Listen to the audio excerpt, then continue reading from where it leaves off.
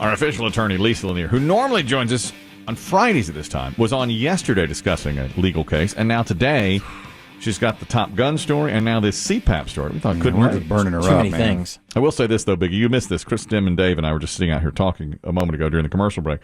And Chris Demm said something I thought really hit home. He said, as I looked out yesterday at that beautiful day through my picture window, I couldn't help but think that it had a real Frogger nod aspect to it. Now, if I was polishing off a glass of delightful French red, which I'm sure Lisa can relate to. Of course. And as I looked up at the sky, all I could think of was Fragonard. Of course. Well, I mean, when you think of the Rococo Masters, you think Frogger nod. Is that a Fraggle Rock character? He said, didn't the day yesterday have a real Frogger nod quality about it? And Dave and I were When he first said it, it sounded like something Archie Bunker would say. I was going to go slap him. a Frogger nod. It had a real Frogger nod quality to it. Can I Google that? I wouldn't. If I were you. Not on a company computer. Lisa knows. I know she's an educated woman. Lisa Lanier is with us. She went further in the education system than we did, that's for sure. Got her law degree. Lisa, how are you? I'm fantastic. I hope you guys are. Might get another Frogger Nod day out there today, says Dave. But we could have a shower. Might get a Frogger Nod. I don't see it.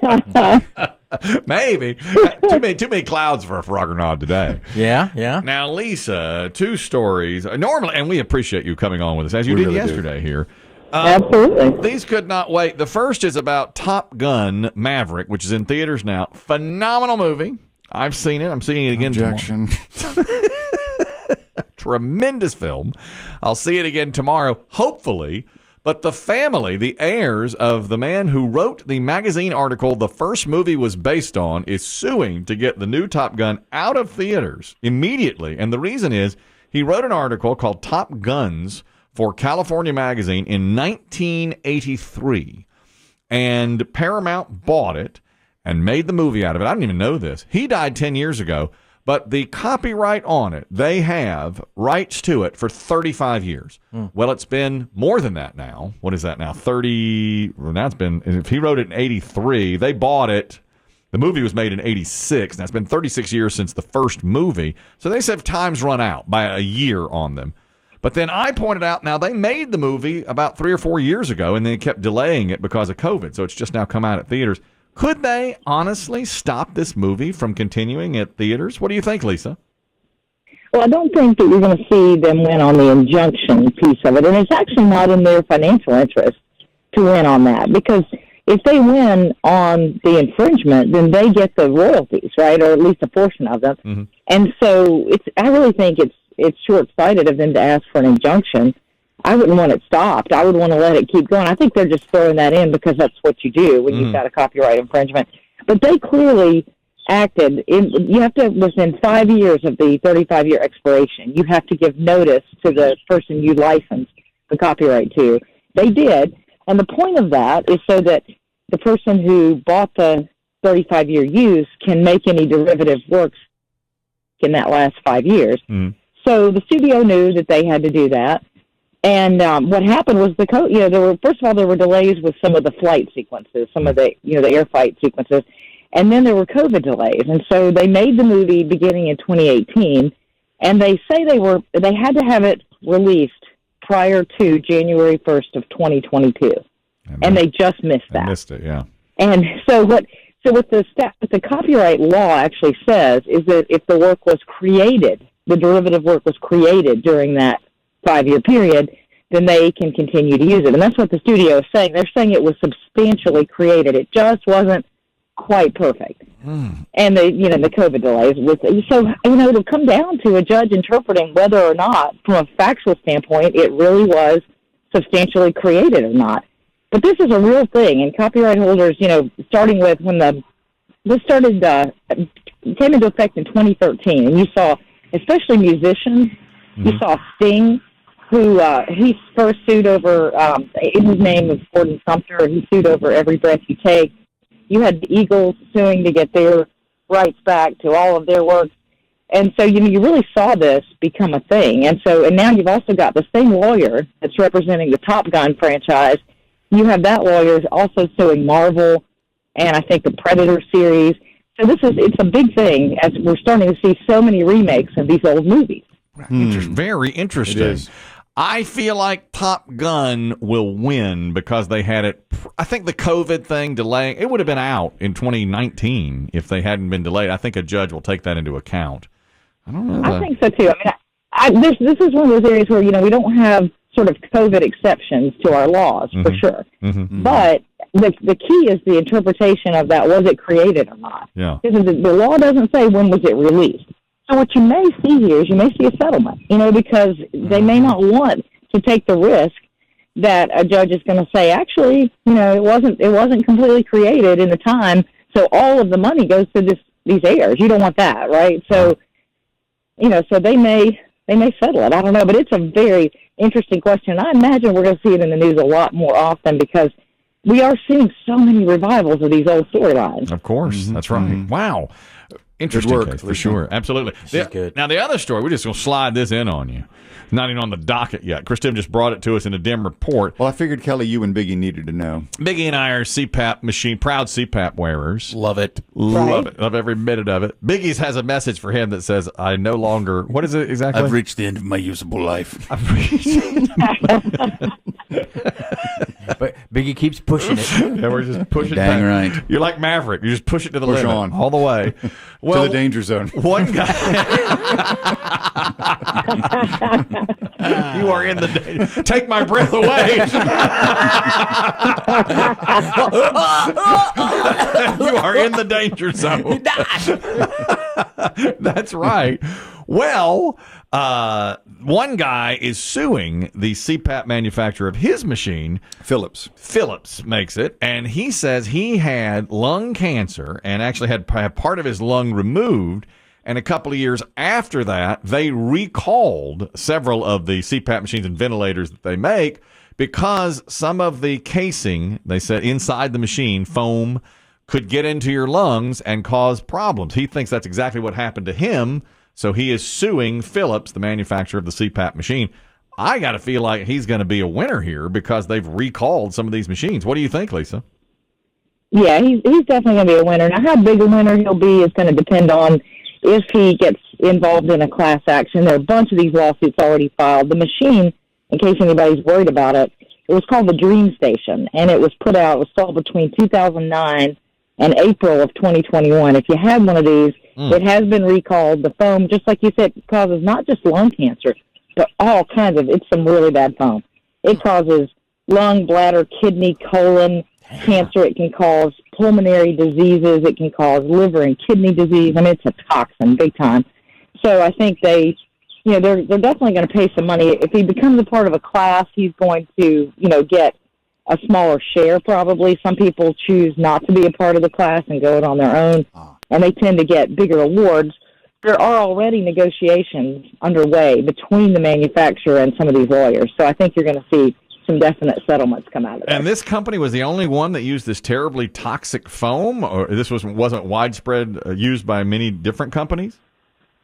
Apparently, that's the only one I've heard about is Phillips, this Dream Station.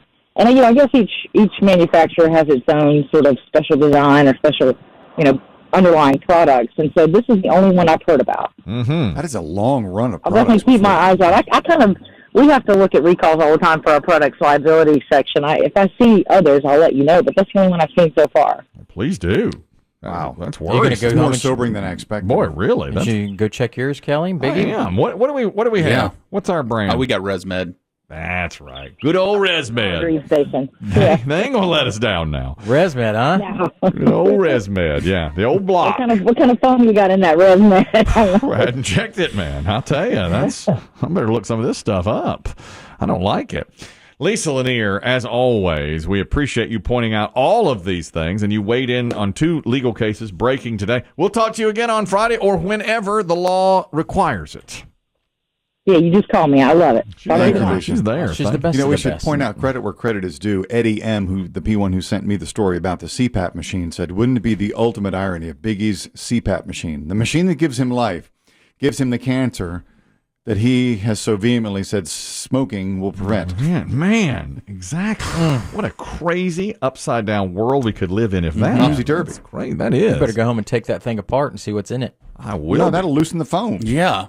Dang. Well, you better learn to spell mesothelioma. Well, That's too sobering. I'll tell you something. And plus, I've Way more sobering. Listen, I lost my. Remember the case that the travel case. I had inside there the instruction manual and all the specifics about it, and also my C-ring. So I've lost. What kind of casing is that in? Oh my God, your seeing ring isn't in your left lung, is it? You suck it in. God, I hope not. Weezer. I mean, this explains a lot, but It's just constant humming and buzzing. Also, you know what, too? When I was talking about my painful rectal itch a moment ago, and I'm probably talking about it too much. I'm a night scratcher. Okay. That's right. I made a decision in I'm my Chris head. Kelly, and I'm a night scratcher. I'm a night scratcher. Hi, Chris. I'm a night scratcher. I thought to myself in my head, I thought, you know what? As soon as I do that, every time people start to send in, here's my ointment, Ointments here's my and cream. remedies. I thought the very first one I come to, I'm buying, and it came from Dixie Prankard.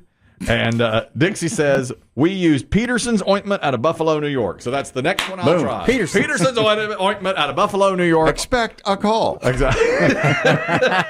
later today. If you're listening in upstate New York, That's right. She says, my husband uses it on his itchy rectum all the time, and it works wonders. So I am getting, and that's the sold. That's the next one I'm going to. And if you have one, if Peterson's doesn't work, in a week I'll try yours too. I've decided to smear whatever anybody sends or tells me about on it. why is this exclusive to Buffalo? I've never seen it anywhere else. No, it's Buffalo only. Endorsed by O.J. Simpson. And Jim Kelly. Buffalo only. For the upstate itch. That's it. That's right. Didn't make it in New York City. No, and it don't make it to Toronto. No, just in Buffalo. Matt, you're talking about the CPAP machines now. Go ahead. Yes, sir. Long-time listener, first-time caller. So I work in the sleep industry, and while you did get some of the information correct, there's more machines affected than just a Respironics Dream Station. It's pretty much their entire platform. The system's one. And part of the problem what Respironics is blaming is people who use the SoClean machine. If you're not familiar with that. I know the So Clean. That's the aftermarket. That's the aftermarket thing that cleans the hosing, correct? Correct. So what they're saying is that the ozone is breaking down the foam on the inside of the machines that helps keep it quiet. Problem is it's actually being broke down by high heat and humidity, which you guys both have CPAP machines. You use water in your humidifier located right next to the foam. So the actual foam is breaking down due to the high heat and humidity, and then it's releasing the vapor into the line, which supposedly causes cancer.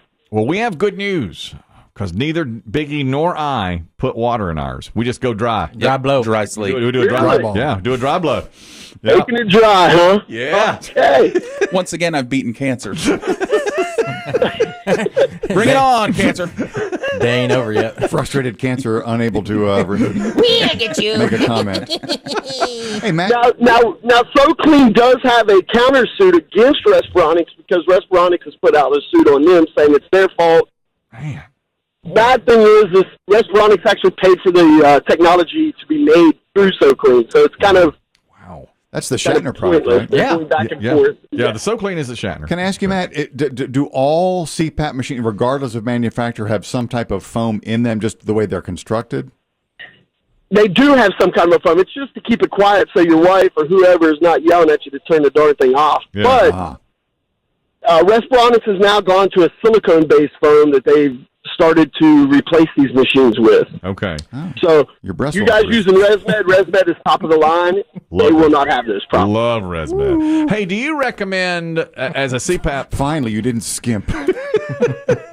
Finally, do you recommend anything other than the CPAP? I like the CPAP a lot. Do you recommend those? Like, there's implants now and surgeries. What would you recommend?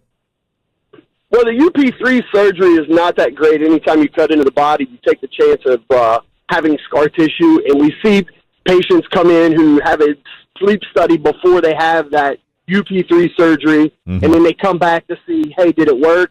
And I would say high 80% does not work. Oh, wow. Oh, my gosh. So now the big thing is the Inspire device, and we're starting to see a mass influx of that through my sleep lab, and everybody loves it. You know, you get it put in, you wait 90 days, you do another study, they fine-tune it, and it gives you the old, I guess, for lack of better terms, it gives you a little shock and stimulates the base of the tongue.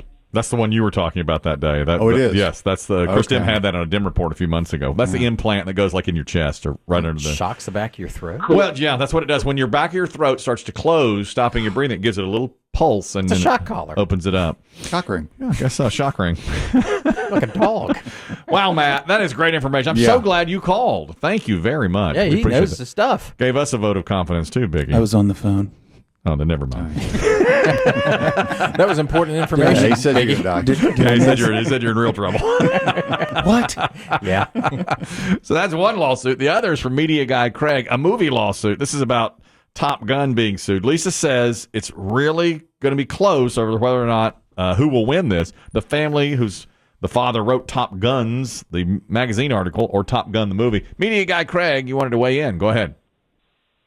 Well, Chris Demm had asked if any other movie had ever been sued off the screens. And back in 1982, there was an Italian shark movie called Great White, and Universal convinced a judge to put an injunction against it, and it was yanked out of the theaters after about a week. No kidding. No kidding. Now, I got an email saying a movie called The Program was pulled from theaters because of a scene that was not liked, about laying down in the road. Do you know anything about that? Yeah, there is a scene where the boys are drunk and they all lay down on the road and let traffic fly around them. Mm-hmm. And somebody immediately did it in life, and the car killed them. Of course. And So was the movie pulled or just edited? It was pulled and then re-edited. So if you watch it now, that scene is missing. unbelievable. Look, you can't stump media guy Craig. You cannot stump him. He's that good. MDC. Thank you, media guy Craig. We appreciate you calling as always. Now that's a TikTok challenge.